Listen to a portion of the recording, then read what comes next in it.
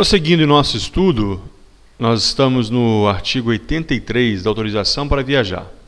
Nenhuma criança poderá viajar para fora da comarca onde reside, desacompanhado dos pais ou responsáveis, sem expressa autorização judicial. Autorização de quem? Do conselho tutelar? Não. Judicial, do juiz. Para onde que ela não pode viajar? Para fora da comarca. Opa, não é país não? Não. Fora da comarca. Você mora na comarca X, vai viajar para Y, autorização do juiz se for desacompanhado dos pais ou responsável. Sozinha, criança de comarca para outra. Uma criança não pode subir um ônibus sozinha de uma comarca para outra. Não pode subir no metrô e ir de uma comarca para outra. Somente com autorização judicial se for sozinha. Parágrafo 1º. A autorização não será exigida quando? Então nós temos exceções. A regra é de uma comarca para outra, somente com autorização do juiz. Quando que não precisa? Letra A. Tratar-se de comarca contígua à da residência da criança, se na mesma unidade da federação ou incluída na mesma região metropolitana. Comarca contígua é uma comarca grudada a outra, vizinha, limítrofe. Por exemplo, duas cidades no interior de Minas, Teixeiras e Viçosa. Uma comarca, uma cidade é ligada na outra, se confunde. Então, a comarca de uma é encostada, grudada na outra. Isso é comarca contígua à da residência. Nessa hipótese, pode sim viajar sem autorização. Mas comarca, se for na mesma unidade da federação, essa lógica, essa residência contígua tem que ser na mesma unidade. Imagina uma comarca contígua, mas é limítrofe de um estado e outro, aí não vai poder. Duas cidades são grudadas, mas uma está em um estado da federação e outra noutra. Dessa forma, não pode. E ainda, ou incluída na mesma região metropolitana, próximo aos grandes centros. Aí você tem ali a cidade de Belo Horizonte, aí tem Contagem, Betim, cidades limítrofes que formam a região metropolitana. Portanto, guarde isso. Quando que eu posso viajar sem autorização dos pais? Quando se tratar de comarca contígua à residência, se for na mesma unidade da federação ou ainda na mesma região metropolitana. E B, se a criança estiver acompanhada de quem?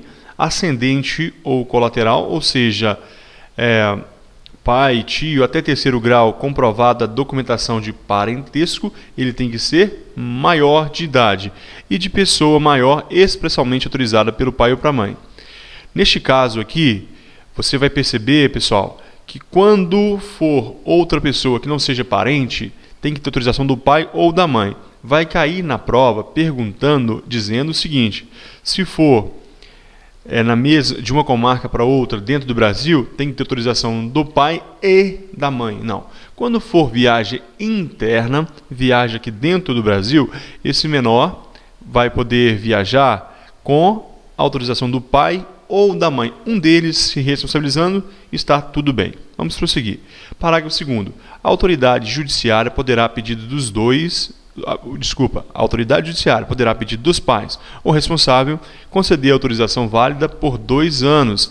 Essa criança terá sempre que viajar com um amigo para determinado local, a pedido dos pais. Então, o juiz vai autorizar, a pedido dos pais ou do responsável, e vai conceder essa autorização por 2 anos. Não precisa toda semana você ir ao juiz para pedir essa autorização. Esse prazo cai em prova. Autorização válida por 2 anos. Artigo 84. Quando se tratar de viagem ao exterior, é indispensável se a criança ou adolescente estiver acompanhado de ambos os pais ou responsável. Olha, ambos os pais ou o responsável pela criança. Este responsável aqui, ele vai existir quando não houver o pai ou a mãe. É um responsável que está tomando conta da criança. 2.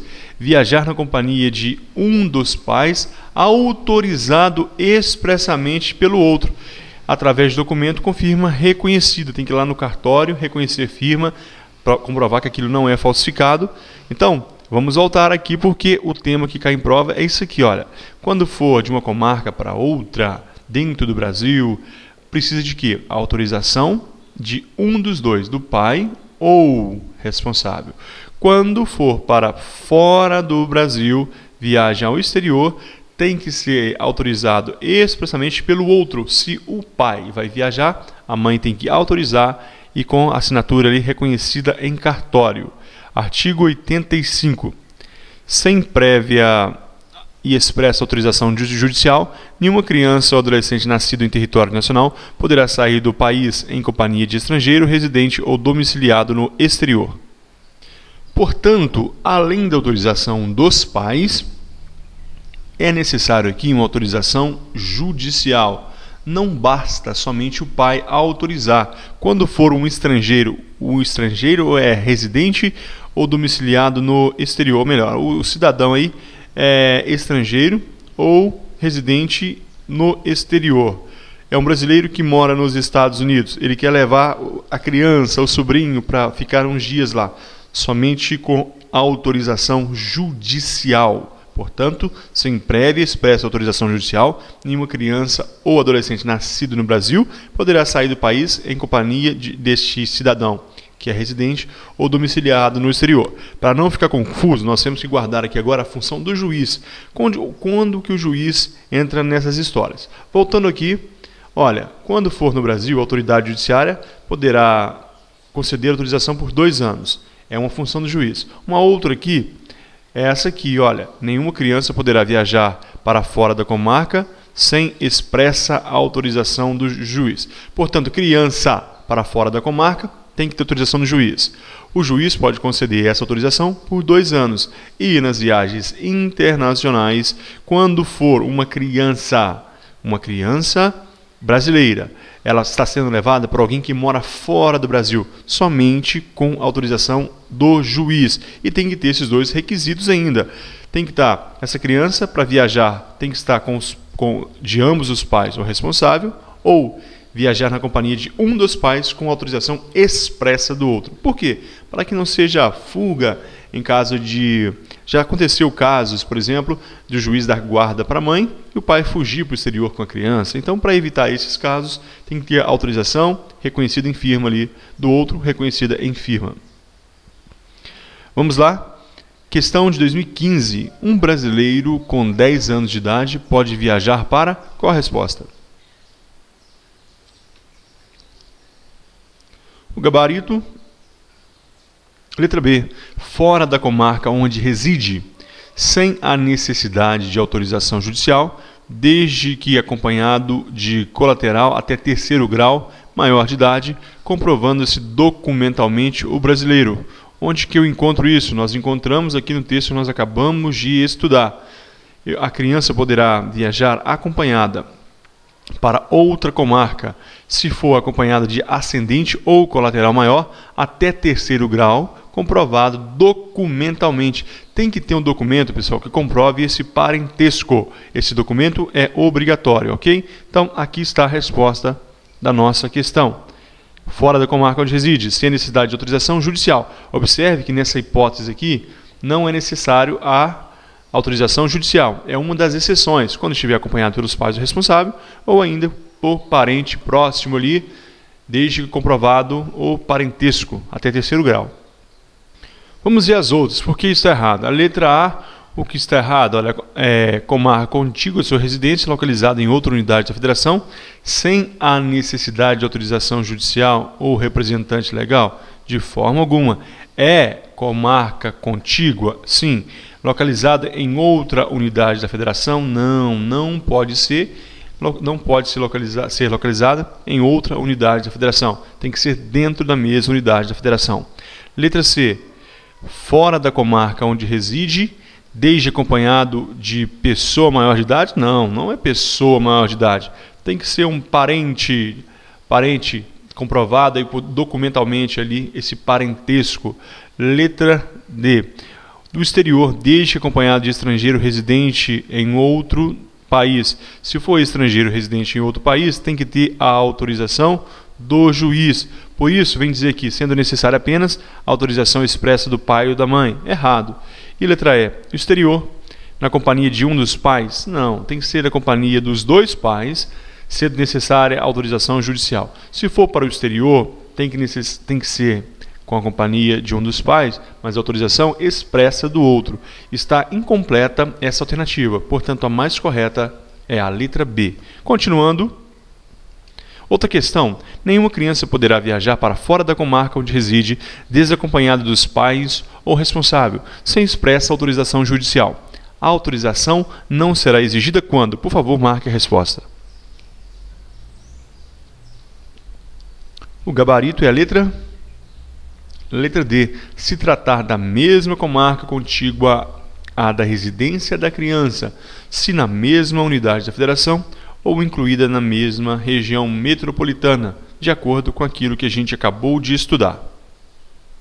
As outras estão erradas porque a questão está dizendo: nenhuma criança poderá viajar para fora da comarca onde reside desacompanhada. Neste caso, essa sem expressa autorização judicial. Quando a letra A, viajar na companhia de pessoa maior de idade, quem é essa pessoa maior de idade? É parente? Não fala. Sem a necessidade de outras formalidades? Está todo errado.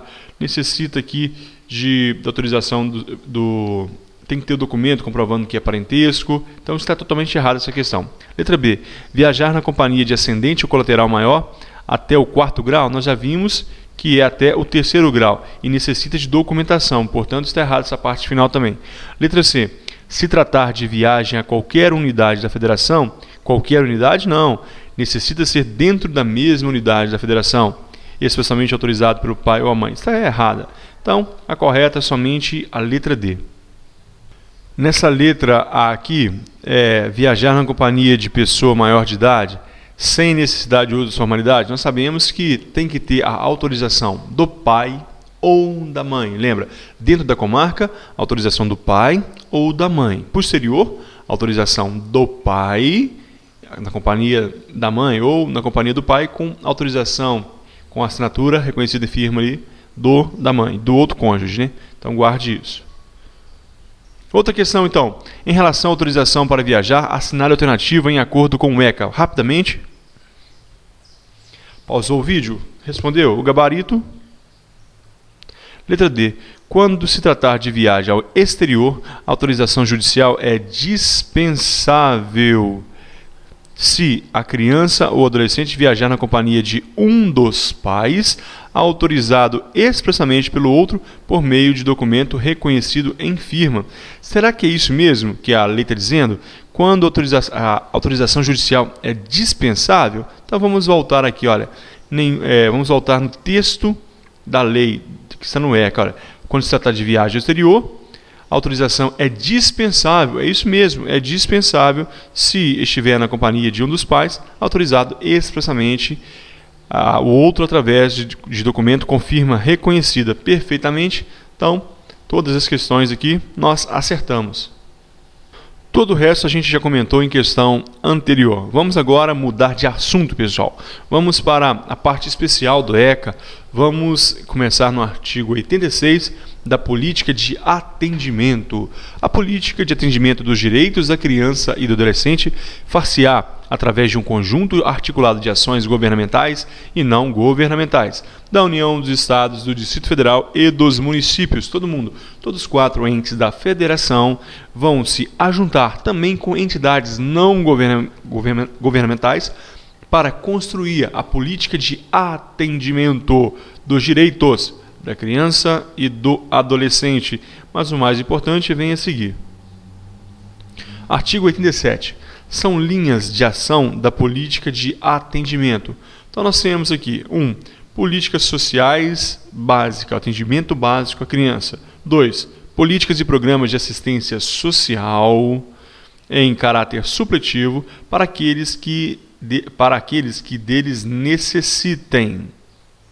Só para exemplificar, por exemplo, política social básica, vai se fornecer alimentação, abrigo. Aí nós temos depois aqui, caráter supletivo. Então nós temos política e programas em caráter supletivo. Por exemplo, teremos a alimentação complementar e outros atendimentos necessários a mais do que aquele básico. Aí nós temos o 3, serviços especiais de prevenção e atendimento médico psicossocial às vítimas de negligência, abandono dos pais ou responsável, não fazer dos pais, maus tratos exploração, seja ela do trabalho, seja sexual, abuso cruel e opressão. Então, nessas hipóteses aqui, nós teremos o que? Serviço especial de prevenção. Nesses serviços ainda, teremos a proteção especial com profissionais em caso de abuso, com psicopedagogas, além do atendimento médico e todo atendimento, toda proteção àqueles que foram vítimas de abusos. Ainda a proteção especial àqueles. Então, a intervenção do Ministério Público, do Judiciário, tudo aqui nesse serviço de prevenção e atendimento especial. 4. Serviço de identificação e localização de pais responsável pela criança e adolescente desaparecidos. Então, localização dos pais ou responsável. Por que desaparecidos? Pode ser que seja em caso de abandono, o pai tenha que dar ali a pensão alimentícia, a obrigação alimentar. 5. Proteção jurídico-social por entidade de defesa dos direitos da criança e do adolescente. Estes são para aqueles que estão em situação de risco social. As entidades vão o acolher, seja para protegê-los, sejam para dar uma condição mais adequada à condição de menor. Então, essas entidades, sejam elas governamentais ou não governamentais. 6. Políticas e programas destinados a prevenir ou abreviar o período de afastamento do convívio familiar e garantir o efetivo exercício do direito à convivência familiar de crianças e adolescentes. 2 hipóteses: prevenir ou abreviar, evitar que a criança seja afastada do convívio familiar, ou promover ou abreviar, fazer com que essa criança volte o mais rápido possível para o convívio familiar. Então, políticas e programas destinados a prevenir e abreviar. 7.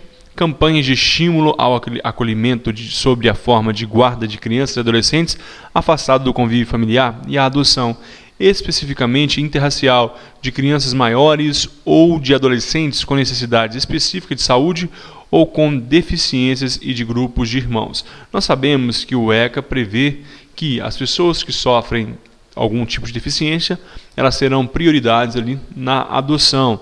Então, campanhas de estímulo sobre forma de guarda de crianças e adolescentes afastados do convívio familiar e adoção. Então, guarda e também a adoção, o estímulo para que famílias venham acolher essas crianças, e especificamente interracial, estimular o não preconceito e principalmente o que? Crianças com problemas de saúde ou deficiências e ainda grupos de irmãos, para que permaneçam unidos. Continuando, questão. Então, este aqui, pessoal, vale a pena você dar uma lida. Observe que o título aqui da política de atendimento.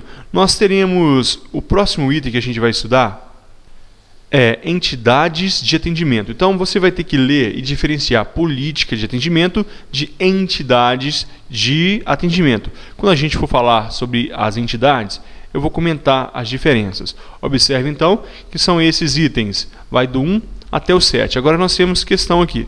Sobre linhas de ação da política de atendimento ao direito da criança e do adolescente, entre outras, previstas no ECA e do adolescente. Por favor, leia esses 4 itens e marque a única alternativa correta.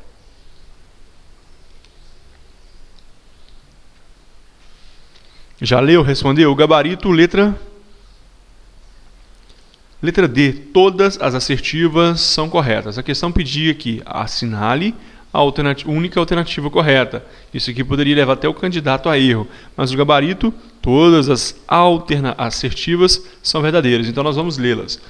1. Então, faz parte da política. Serviços especiais de prevenção e atendimento médico e psicossocial. As vítimas de que? Negligência, maus tratos, exploração, abuso, crueldade e opressão. Essas crianças e adolescentes vítimas de violência, elas estarão incluídas em que? Serviços especiais de prevenção e atendimento médico e psicossocial. 2. Serviços de identificação e localização de pais responsável, crianças e adolescentes desaparecidos. Pessoal, quando eu li o texto aqui, eu não comentei, não é somente pais, mas também, responsável, crianças e adolescentes desaparecidos. Esses serviços de identificação e localização não é somente para os pais, mas também responsável e crianças e adolescentes desaparecidos. Haverá um serviço específico para isso. Faz parte da política de proteção. Continuando, o terceiro é proteção jurídico-social por entidade de defesa dos direitos da criança e do adolescente. Eu já falei que aquela criança em situação de risco social, ela terá uma proteção jurídico-social. 4. Campanhas de estímulo ao acolhimento sob forma de guarda de crianças e adolescentes afastados do convívio familiar e adoção, especificamente interracial, de crianças maiores ou adolescentes com necessidade específica de saúde ou com deficiência e de grupos de irmãos. Então, esse aqui, campanhas de estímulo ao acolhimento sob guardas e também adoção de crianças interracial, de crianças maiores ou adolescentes com necessidades específicas de saúde ou deficiência e grupo de irmãos. Então, estes 4 aqui, haverá um estímulo ao acolhimento.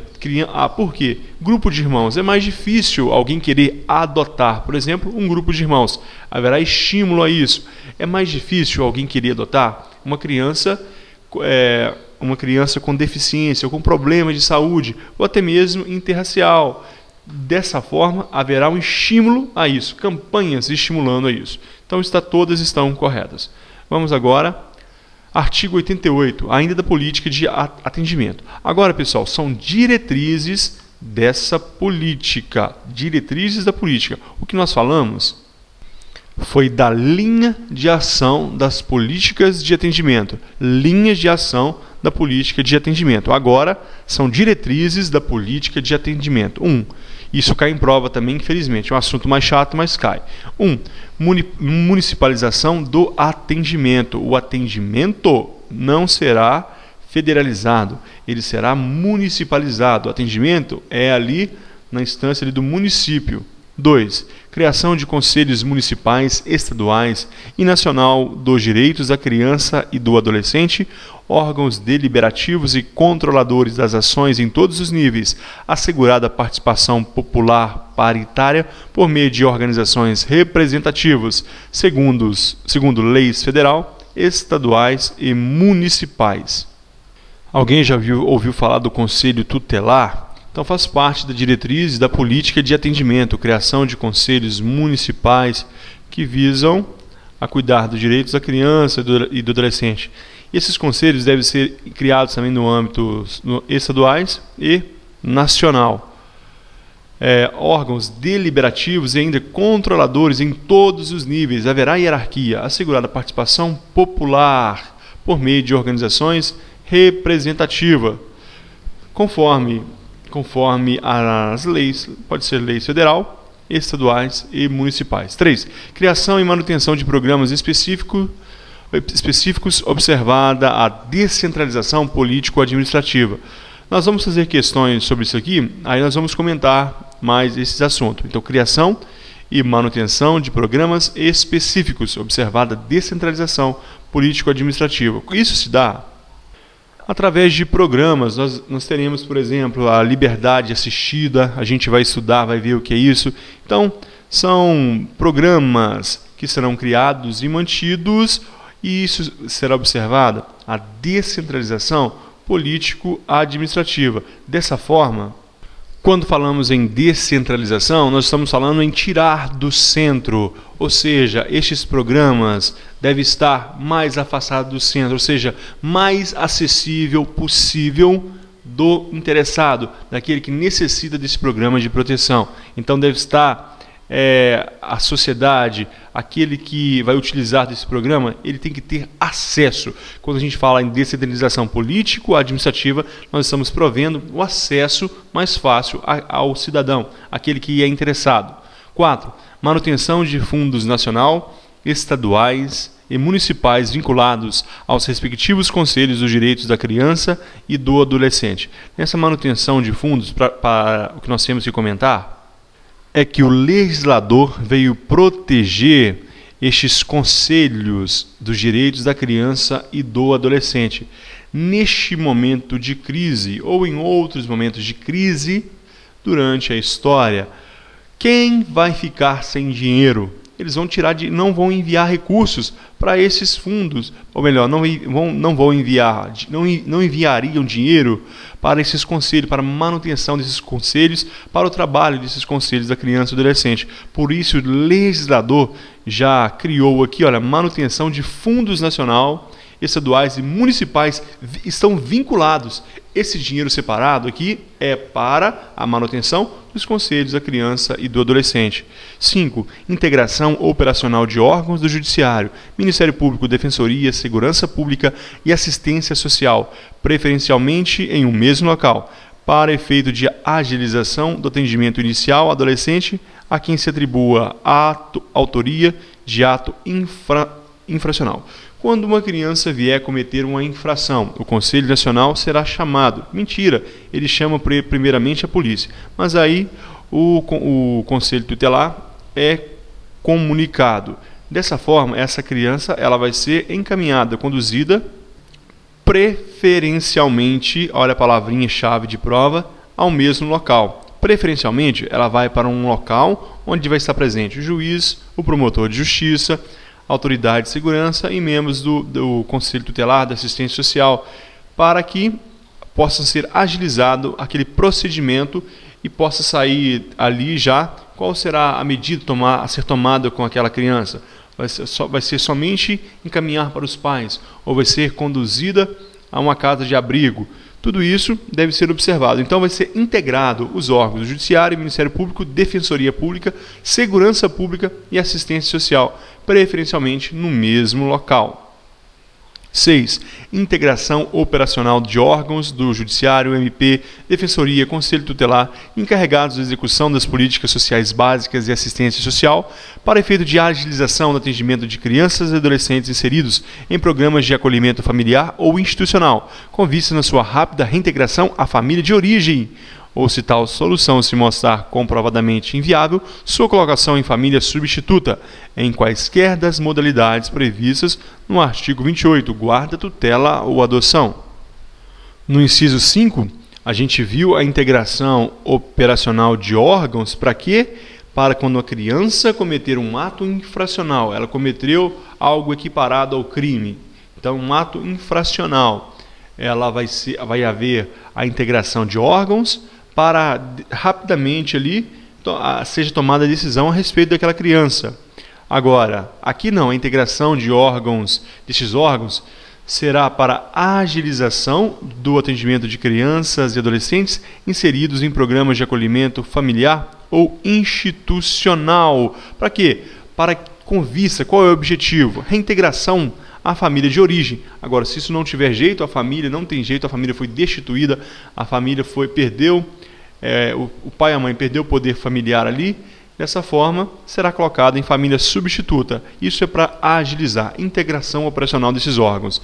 E 7, mobilização da opinião pública para a indispensável participação dos diversos segmentos da sociedade. Isso é para que se cumpra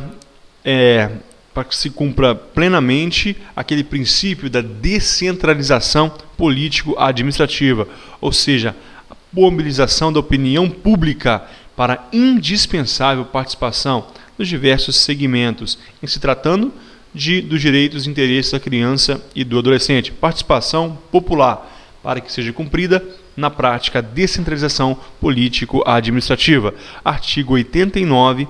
A função de membro do Conselho Nacional e dos Conselhos Estaduais e Municipais dos direitos da criança e do adolescente é considerada de interesse público e relevante e não será remunerada.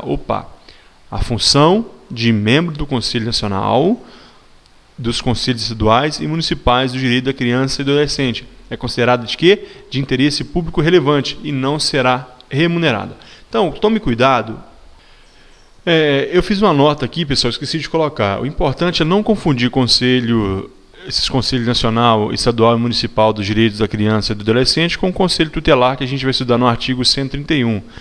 O artigo 131 fala que o Conselho Tutelar é um órgão permanente autônomo, não jurisdicional, encarregado pela sociedade de zelar pelo cumprimento dos direitos da criança e do adolescente definidos nessa lei. Os conselheiros tutelares gozam de presunção de idoneidade moral e o direito à prisão especial em caso de crimes comuns está compreendido entre a posse e o término do mandato. Portanto, Conselho Tutelar tem posse e tem um mandato, é diferente. Eles vão receber a sua remuneração. Os conselheiros exercem funções com independência, inclusive para denunciar e corrigir distorções existentes na própria administração municipal relativas ao atendimento à criança e adolescente. O conselheiro tutelar vai denunciar o prefeito que está omitindo em programas de atendimento à criança e adolescente.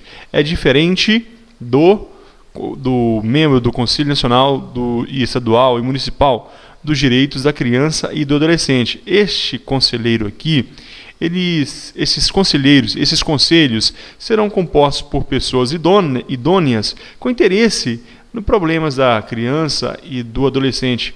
Eles vão colaborar gratuitamente, eles vão exercer a função de caráter social de interesse coletivo. Por isso é saudável que eles não recebam remuneração, porque isso afastaria essas pessoas, iam atrair pessoas sem qualificações e com segundos interesses que não sejam cuidar dos interesses da criança e do adolescente. E estes conselhos, como a lei já diz aqui, eles não têm vínculo com nenhum órgão da administração, o que garante a sua liberdade de atuação. Então, portanto, aqui no artigo 89, nós temos que guardar que é de interesse público relevante e não será remunerada, diferente do Conselho Tutelar. Para a gente dar prosseguimento, nós vamos fazer algumas questões. A primeira: dentre as diretrizes da política de atendimento expressamente indicada no Estatuto da Criança e do Adolescente, artigo 88, temos qual a resposta correta? Expressamente, nós temos, letra B, manutenção de fundos nacional, estaduais e municipais vinculados aos respectivos Conselhos dos Direitos da Criança e do Adolescente. Está no artigo 88, inciso 4. Artigo 88, inciso 4, manutenção dos fundos nacional, estaduais e municipais vinculados aos respectivos Conselhos dos Direitos da Criança e do Adolescente.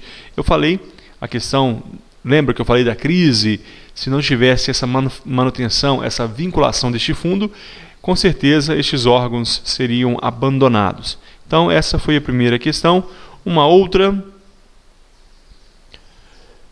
o Estatuto da Criança e do Adolescente estabelece a criação de conselhos municipais, estaduais e nacional dos direitos da criança e do adolescente, órgãos executores das ações da política de atendimento da criança e do adolescente em todos os níveis, sendo assegurada nestes conselhos a participação popular paritária por meio de organizações representativas, segundo os disposto em leis municipais, estaduais e federais. Certo ou errado? Se você marcou certo, Se você marcou certo, você errou. Não está certo, está errado. Olha, o ECA estabelece a criação de conselhos municipais, estaduais e nacional dos direitos da criança e do adolescente. Quando ela diz que esses órgãos são executores, ela peca, ela erra. Vamos lá no artigo 88, inciso 2. Artigo 88, inciso 2.